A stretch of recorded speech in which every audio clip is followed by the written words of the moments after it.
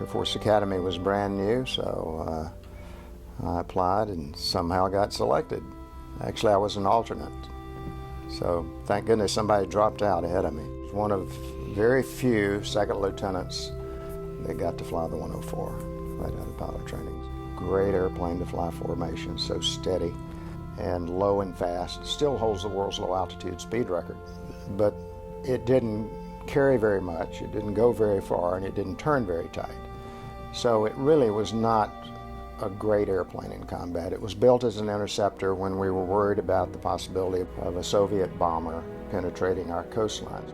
Many of my friends were going to Vietnam. I didn't think it was right for me to be at home. I'd already had classmates that were killed in Vietnam, and besides, I wanted to go. I wanted to go to combat. This is our job. Then I volunteered for the 105, and I got the Phantom, which turned out to be fortunate for me, obviously. So learned to fly the Phantom and headed off to Da Nang, where I got to fly the Fast Fact mission. It's basically flying at high speed and low altitude over North Vietnam, looking for so-called important targets and then calling in other fighter airplanes with different kinds of ordnance and directing the strike. On the 10th of May, I was scheduled to fly a Fast Fact mission, and the ops officer that was supposed to go on the mission to Hanoi that day had too much to drink the night before, didn't show up for the mission, and I took his place and downed my first MiG-21.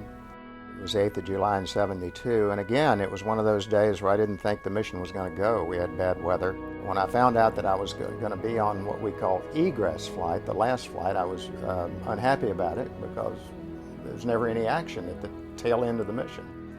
So I didn't even want to be on that mission, but I ended up downing the two MiG-21s. Had I been in the ingress flight where I wanted to be, I wouldn't have had that opportunity on a mission that I didn't even want to go on. So we have to be careful what we pray for. We spent a lot of time studying the habits of the enemy pilots in their airplanes.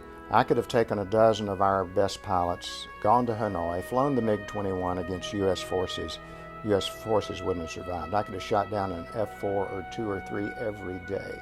They weren't very good at it. They were communist mindset.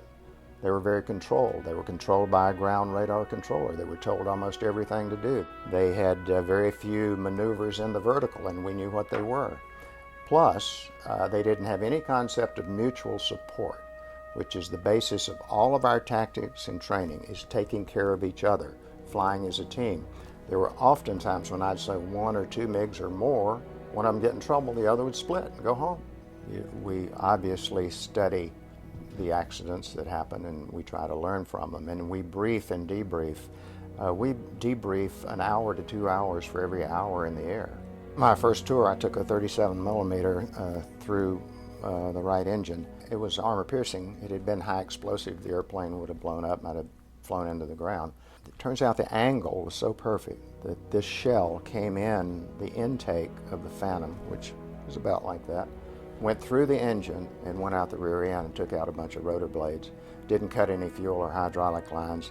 Had it been another degree or 2 difference in the angle of that shell, it would have ripped into the airplane. The airplane would have quit flying, probably caught on fire, probably wouldn't have made it.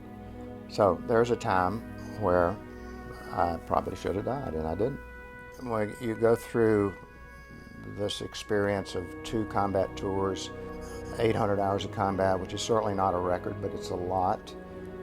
The worst thing, when the bullets are real and people die, my best friend died and was missing for 30 years.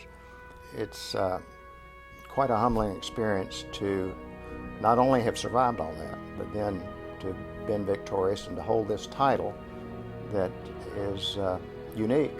I'm very blessed. My wife Mariana grew up in Romania under communism, and when we were fighting in Vietnam, it distracted the communists enough that it gave people behind the Iron Curtain a chance to breathe, a chance to survive, and it loosened the grip of the Soviet Union on those who were behind the Iron Curtain enough to give them some hope. Something I never thought about. But what we were doing in Vietnam, a world away, was giving people hope behind the Iron Curtain. Ultimately, the fall of the Berlin Wall was due to the Americans, what the Americans had done around the world. Proud of being a fighter pilot, but more proud to have the opportunity to serve our country and to fight for freedom, because, you know, without freedom, life is not worth living.